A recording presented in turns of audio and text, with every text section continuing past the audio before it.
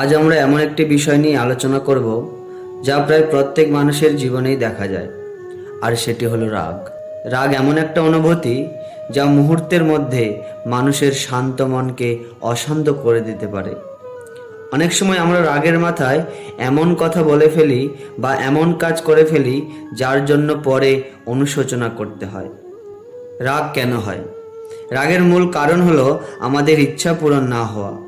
আমরা চাই সব কিছু আমাদের মনের মতো হোক, সবাই আমাদের কথা শুনুক, সম্মান করুক, আমাদের ইচ্ছা মতো আচরণ করুক, কিন্তু বাস্তবে তা হয় না।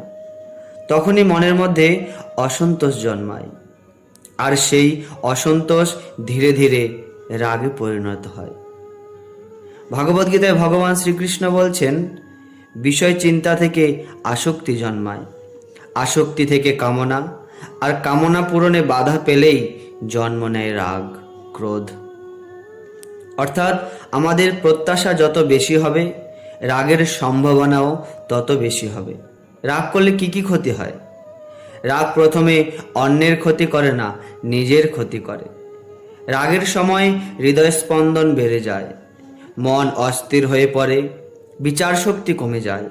এক মুহূর্তের রাগ বহু বছরের সম্পর্ক নষ্ট করে দিতে পারে। একটি কঠিন কথা বলতে মাত্র কয়েক সেকেন্ড লাগে, কিন্তু সেই কথার ক্ষত সারতে অনেক বছর লেগে যায়।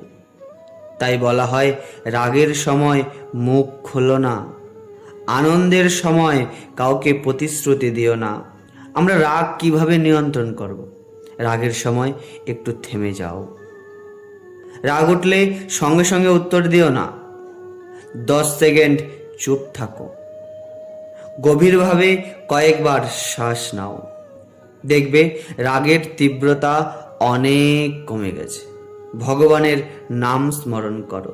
রাগের সময় যদি তুমি একবারও আন্তরিকভাবে হরে কৃষ্ণ মহামন্ত্র মনে মনে ধীরে ধীরে জপ করতে থাকো, তাহলে তোমার হৃদয় আস্তে আস্তে শান্ত হতে শুরু করবে।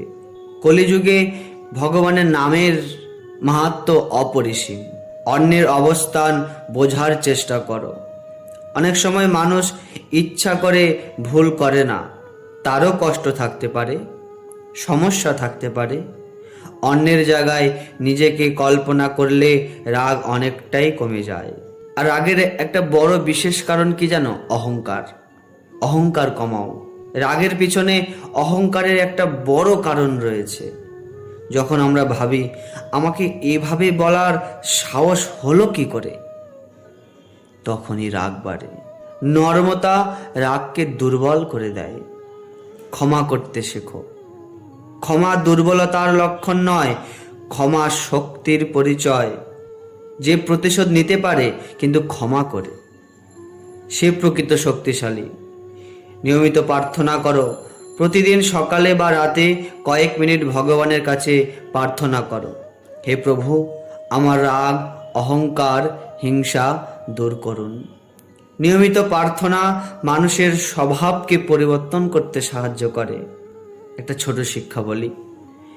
একজন সাধুকে এক ব্যক্তি প্রতিদিন অপমান করত, কিন্তু সাধু কখনো রাগ করত না। একদিন লোকটি জিজ্ঞাসা করল, আমি এত অপমান করি, আপনি রাগ করেন না কেন? সাধু উত্তর দিলেন, কেউ যদি আমাকে উপহার দেয় আর আমি যদি গ্রহণ না করি, তাহলে উপহারটি কার কাছে থাকবে বলো তো? লোকটি বলল, যে দিয়েছে তার কাছেই থাকবে।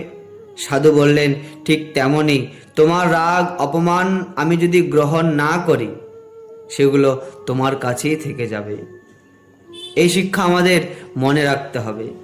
প্রিয় ভক্তবৃন্দ, রাগ আগুনের মতো। আগুন যেমন আগে যে পাত্রে থাকে সেটিকে গরম করে, তেমনি রাগ আগে নিজের মনকে পুড়িয়ে দেয়।